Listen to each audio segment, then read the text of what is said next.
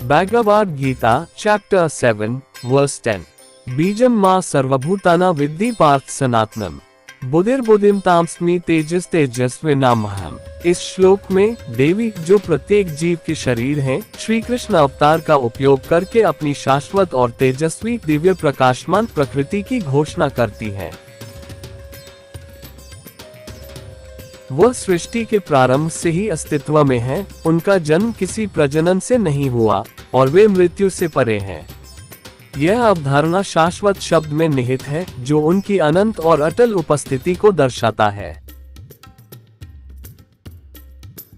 वह केवल शरीर ही नहीं, बल्कि मस्तिष्क, विचारों का स्रोत और सभी प्राणियों में ज्ञान व बुद्धि की मूर्ति भी है। बीजम मां सर्वभूताना, मैं सभी प्राणियों का मूल बीज हूँ। ये वाक्य इस बात को इंगित करता है कि वह ओवम अंडाणु प्रदान करती है, जो वह मूल बीज है जिससे संपूर्ण जीवन उत्पन्न होता है। जब आत्मा उस ओवम में प्रवेश करती है, तब जीवन की प्रक्रिया प्रारंभ होती है। जीवन के संपूर्ण काल में आत्मा उनके भीतर शरीर में निवास करती है और उसे अपनी यात्रा का माध्यम बनाती है। चूंकि वह स्वयं शरीर है और शरीर में मस्तिष्क स्थित है, जो विचार और स्मृति का अंग है, इसलिए वे सभी जीवों के लिए ज्ञान और बुद्धि का स्रोत भी हैं, जिनमें आत्मा निवास करती है। सभी जीवों में उनकी यह शाश्वत उपस्थिति सनातन, जो अनादि और नित्य है, के रूप में जानी जाती है। इसके अतिरिक्त वह ज्ञान और अलौकिक शक्तियों की परम स्रोत है और किसी भी प्राणी को प्रकाशित और जागृत करने की शक्ति रखती है। इसीलिए उन्हें उचित रूप से वह माना जाता है जो बुद्धि, विवेक और प्रज्ञा प्रदान करती है, जिसे हम आप दीपोभव एनलाइटनमेंट कहते हैं। आप दीपोभव का अर्थ है कि जब वे आपकी व्यक्तिगत मार्गदर्शक बनती हैं, तो वे आपकी बुद्धि और ज्ञान का केंद्र बन जाती हैं। वह घोषणा करती हैं कि केवल उन्हीं के माध्यम से कोई तेजस्वी, दिव्य और प्रकाशित बन सकता है। उनका तेज प्रकाश हर उज्जवल प्राणी में प्रकट होता है और केवल वही शुद्ध आत्मा की पवित्रता के लिए उत्तरदायी है। तेजस्वी शब्द का प्रयोग हमेशा आत्मा के प्रकाश के लिए किया जाता है। जो व्यक्ति सभी नकारात्मक प्रलोभनों का प्रतिरोध करके धर्म का पालन करता है और अपने मन की अवांछित प्रवृत्तियों को नियंत्रित रखता है, वह तेजस्वी आत्मा को प्राप्त करता है। आत्मा तभी चमकती है जब कोई 6 रिपु पर सफलतापूर्वक विजय प्राप्त कर लेता है। ये 6 रिपु काम, क्रोध, लोभ, मोह, मद, मात्सर्य प्रत्येक जीव में स्वाभाविक रूप से मौजूद होते हैं और केवल तब तक अस्तित्व में रहते हैं जब तक आत्मा शरीर में निवास करती है। इसका अर्थ यह है कि जीवन रहते हुए व्यक्ति के पास इन रिपुओं की उपस्थिति का उपयोग आत्मा को शुद्ध और सशक्त बनाने के अवसर के रूप में करने का मौका होता है, और यह आत्मसंयम और आंतरिक नियंत्रण के अभ्यास से संभव है।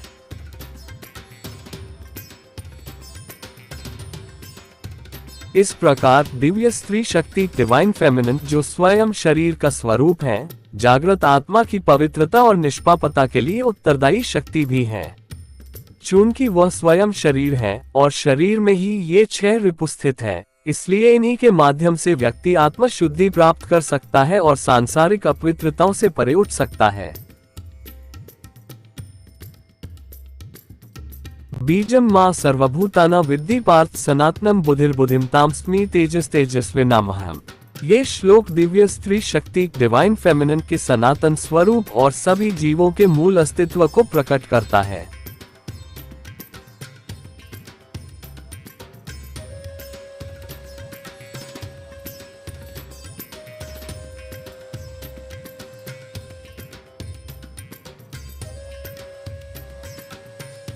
आइए इसे गहराई से समझते हैं।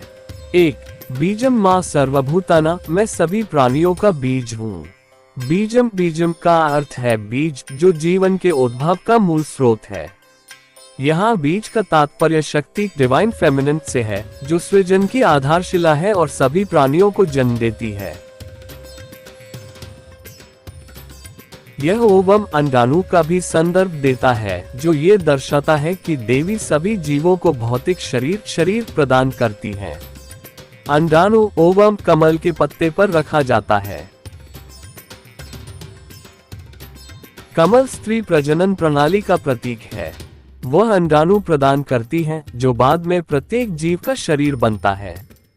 2. वह स्वयं शरीर है और शरीर में मस्तिष्क बुद्धि निहित है। चूंकि वह स्वयं शरीर है और मस्तिष्क शरीर का ही एक भाग है, इसका अर्थ यह है कि वह ज्ञान और बुद्धि का भी स्रोत है। 3.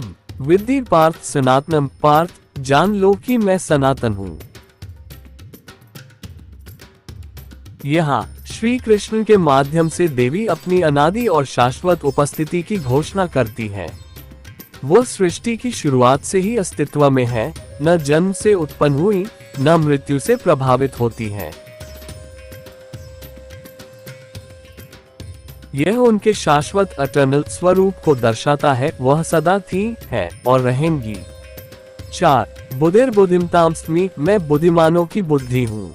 बुद्धि का अर्थ है ज्ञान, विवेक और निर्णय लेने की क्षमता।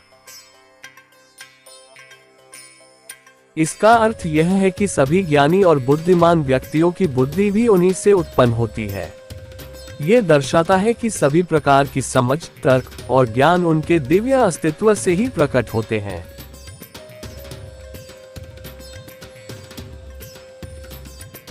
केना उपनिषद इसको स्पष्ट रूप से समझाता है। यन्मनसा न मनुते येनाहुर्मनो मतम तदेव ब्रह्म त्वं विद्धि नेदम यदिदमुपास्ते।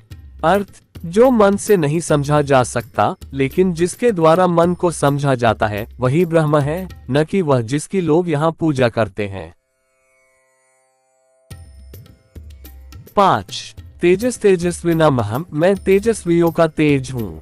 तेजस्वी शब्द केवल शारीरिक चमक के लिए प्रयुक्त नहीं होता, बल्कि यह आत्मा की पवित्रता और निष्पापता को दर्शाता है। यह आध्यात्मिक प्रकाश डिवाइन ब्रिलियंस का प्रतीक है, जो संयम और इच्छाओं पर नियंत्रण से प्राप्त होता है। इस पवित्रता को बनाए रखना कठिन होता है, क्योंकि जो व्यक्ति निष्पाप रहने का प्रयास करता है, उसे जीवन में संघर्ष और कष्ट सहने ही पड़ते हैं। केवल वही व्यक्ति तेजस्वी आत्मा प्राप्त करता है जो धर्म का पालन करता है और अपने मन की अवांछनीय प्रवृत्तियों को नियंत्रित करता है। 6. आत्मा की चमक और 6 रिपु का संबंध। एक आत्मा तभी चमकती है जब वह 6 रिपुओं आंतरिक शत्रुओं को पराजित कर लेती है। 1. काम वासना। 2. क्रोध गुस्सा। 3. लोभ लालच। 4. मोह माया का आकर्षण। 5. मद अहंकार। 6. मात्सर्य ईर्ष्या। ये षड्रिपु प्रत्येक जीव में जन्म से ही होते हैं और जब तक आत्मा शरीर में रहती है, तब तक अस्तित्व में रहते हैं। जीवित रहते हुए व्यक्ति के पास इन रिपुओं का सामना करके आत्मा को शुद्ध करने का अवसर होता है।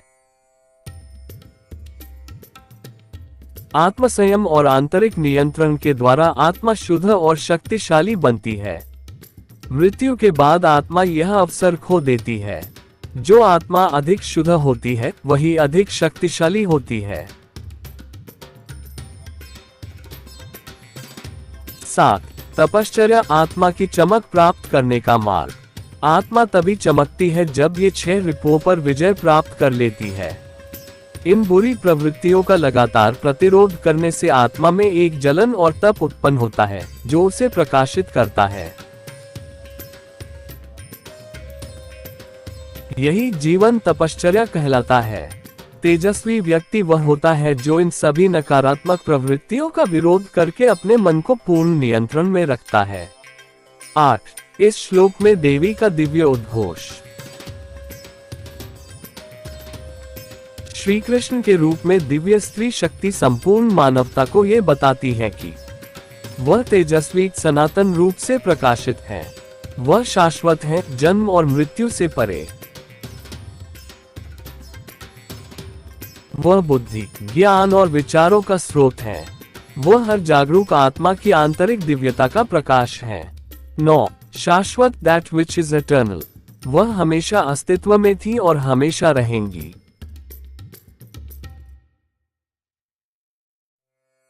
वह प्रजनन द्वारा जन्म नहीं लेती, बल्कि स्वतंत्र रूप से अस्तित्व में रहती है। वह विचारों की शक्ति और मस्तिष्क का मूल स्रोत भी है।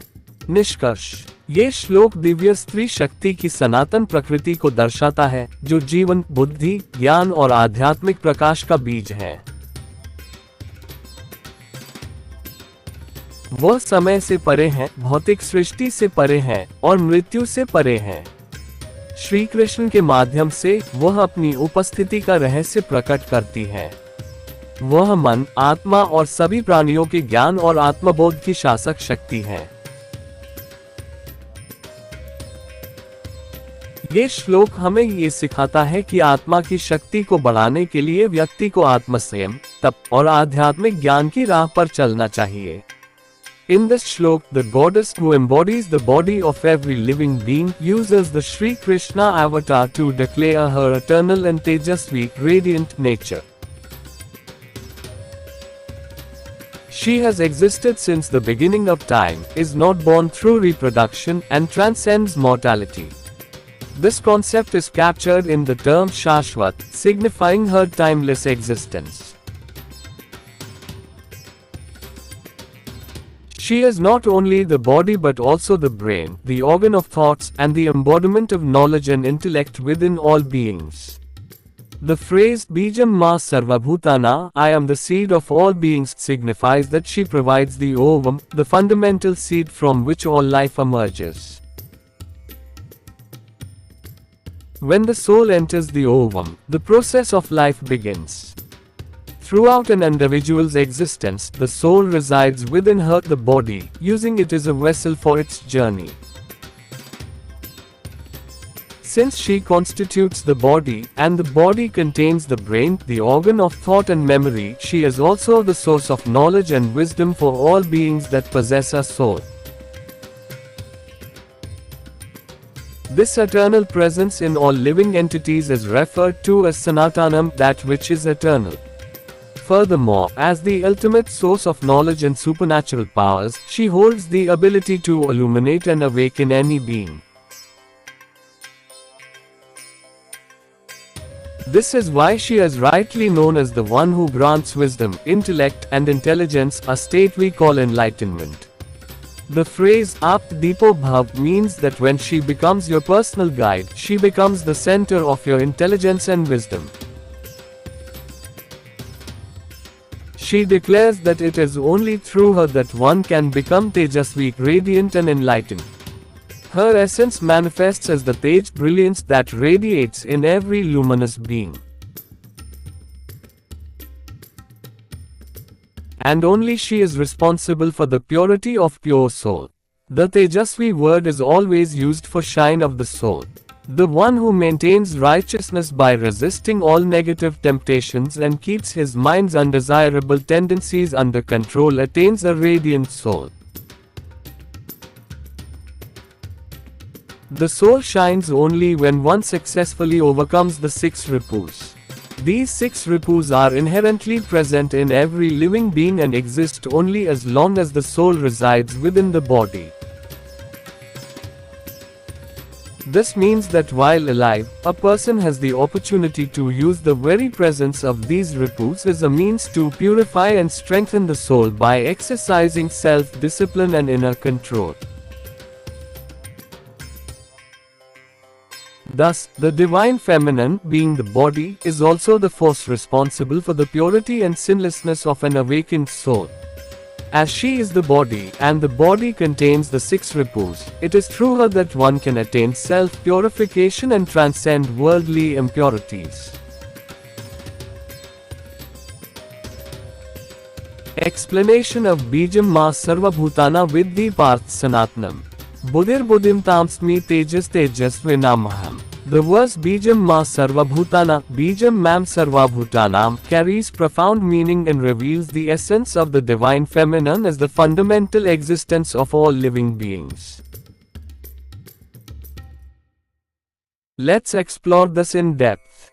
1. Bijam Ma Sarvabhutana, I am the seed of all beings. The word Bijam means seed, the fundamental source from which life originates. In this context, Bijam refers to the divine feminine Shakti, the creative force that gives birth to all beings. Here, oval is metaphorically referred to, indicating that she, the divine feminine, provides the physical body Sharira to all beings. The ovum is kept on the leaf of a lotus. The lotus is a symbol used to represent the female reproductive system.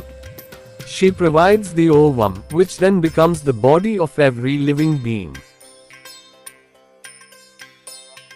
Though she is the body, and body contains the brain. As she is the body, and the brain is part of the body, it implies that she is also the source of knowledge and wisdom. She is Bijam, meaning that which is eternal and present in all things, as body with a soul. Anything that has a soul, Atman, is governed by the eternal divine energy. Theme: Vidhi Parth Sanatnam, know, O Partha, that I am eternal. Here, the divine speaks through Sri Krishna to declare her eternal presence. She has existed since the beginning of time, and she is immortal, not a product of birth, nor subject to death. This emphasizes her eternal nature, Shashvat, she always was, is, and will be. 4. Buddhir Buddhim Tamsmi, I am the intellect of the intelligent. Buddhi refers to intelligence, wisdom, and discernment. This means she is the source of intelligence, even in the most knowledgeable and wise beings. This shows that all forms of wisdom, reasoning, and intellectual abilities originate from her divine presence. Kena Upanishad explain it very clearly. Yanmansa na manute yenahur meno matam. Tadev brahmatvam vidhi nedam yadid mupaste. That which cannot be apprehended by the mind, but by which, they say, the mind is apprehended.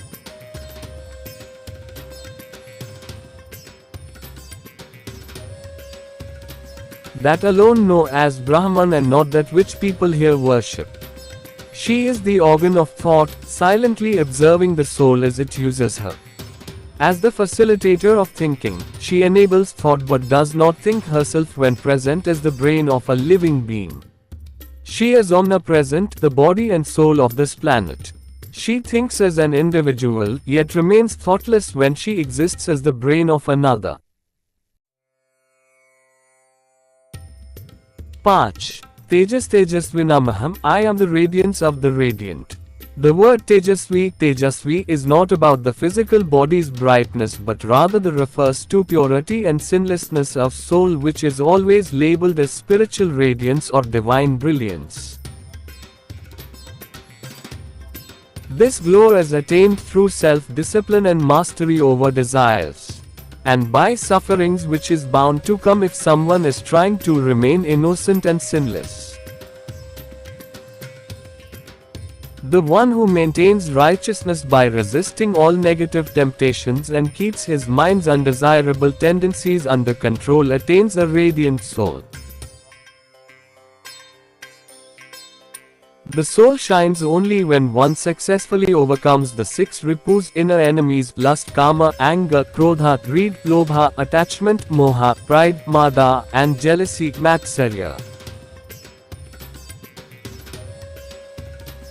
These 6 ripus are inherently present in every living being and exist only as long as the soul resides within the body. This means that while alive, a person has the opportunity to use the very presence of these ripus as a means to purify and strengthen the soul by exercising self-discipline and inner control. Thus, the divine feminine, being the body, is also the force responsible for the purity and sinlessness of an awakened soul. As she is the body, and the body contains the six ripus, it is through her that one can attain self-purification and transcend worldly impurities. After death, the soul loses this facility of six ripus by which he could have become sinless and more pure. And the soul which is more pure is more powerful. The wise people uses the six ripus to shine their soul. Chair. The six inner enemies Shidripu, six ripus, and the purification of the soul. Every living being has six internal enemies Shidripu. 1. Kama 2. Krodha 3. Lobha 4. Moha 5. Mada 6. Matsarya. A soul shines only when these six enemies are conquered. Constant resistance to these bad emotions brings burning and shine to soul. This type of life is called as tapascharya. A Tejasvi person is one who has resisted all negative temptations and controlled their mind's lower instincts. Sat. The divine revelation in this shlok. The goddess, who is the body of every living being, through the form of Sri Krishna, is informing all of humanity that she is Tejasvi, eternally radiant. She is eternal and beyond birth and death. She is the source of intelligence, wisdom, and thought. She is the radiance within every spiritually awakened being. Art. Shashwat, that which is eternal. She was always present and will always remain. She is not born through reproduction but exists independently as the fundamental force of creation. She is also the organ of thought, the brain, meaning that all knowledge and wisdom come from her. Conclusion. This shlok beautifully conveys the eternal nature of the divine feminine as the seed of life, intelligence, wisdom, and radiance. She is beyond time, beyond physical creation, and beyond death. Through the medium of Sri Krishna, she reveals her presence as the governing force behind the mind, soul, and enlightenment of all beings. Translation of Bhagavad Gita is required as real meaning is lost. Upanishad are the first version of translation of Ved. That's why Bhagwan Buddha advised to be self-enlightenment. Meaning of self-enlightenment is learn from the source herself in your own language. She gives knowledge with buddhi so that one can understand, remember, believe and act accordingly. The original meaning of the Veda lost because of intentionally compressing the big essay, so that it can be written in shlok format which is easy to remember and easy to pass from one generation to other as well as it is convenient to spread it all over the world. Bhagavad Gita has all knowledge of Ved. Bhagwan Sri Krishna received it directly from the source. He has to justify it to those who are believing in other formats like Sankhya. Another reason why we should ignore all previous translation of Veda. 1. Multiple meanings of words. 2. Cultural or philosophical context. 3. Grammar complexity. 4. Oral tradition vs written form. 5. Influence of translators' bias. Language evolves over time, and Sanskrit, being one of the most ancient languages, has layers of meaning that are deeply contextual and philosophical. Several factors contribute to the challenge of accurately translating Sanskrit texts. Many Sanskrit words have multiple interpretations depending on context. Example, dharma can mean duty, righteousness, law, or cosmic order. Translators often choose one meaning, losing the depth of the original. Sanskrit texts are deeply rooted in Indian philosophy, traditions, and spirituality. Many ideas like moksha, Atman, Brahman have no direct equivalent in other languages. Sanskrit has a rich grammatical structure with precise word formations, sandhi, samasa.